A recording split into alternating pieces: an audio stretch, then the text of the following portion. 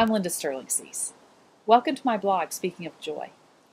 It's a beautiful fall day here in Denver, Colorado, and we won't have very many of these, so I'm coming to you today from my back deck.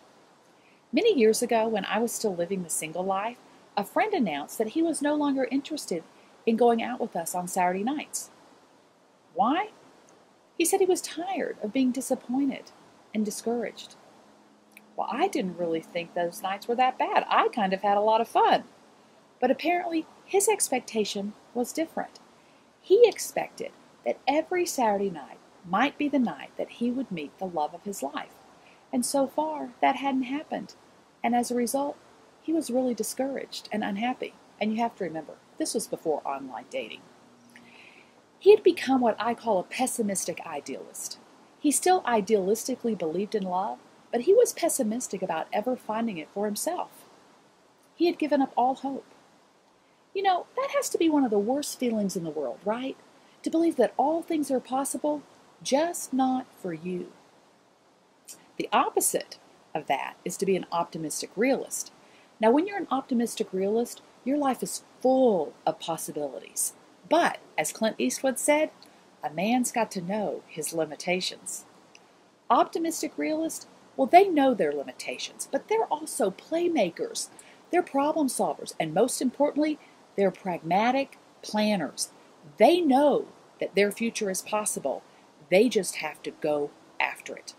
And when things come easy, well, they're grateful. And when they don't, they're what I call a hopeful scarlet. Now, what's the biggest difference between the pessimistic idealist and the optimistic realist? Expectations.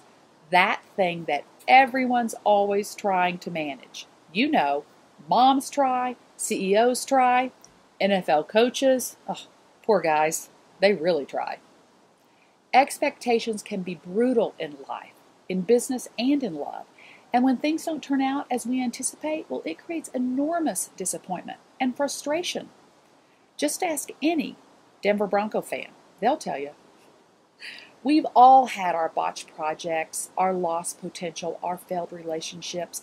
But happiness, well, it isn't dependent on expectation variables. Real joy, that comes from a place of gratitude.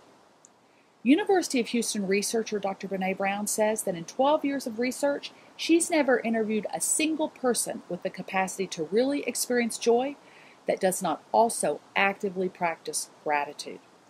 Actively practice gratitude. Being grateful, it's unrelated to expectations or outcomes. It's in spite of them. And being hopeful, well, that's the same. Until next week, I hope your life is full of joy and gratitude. And I hope you find many things to be grateful for every single day, like this gorgeous weather that we're enjoying right now. I'll see you soon.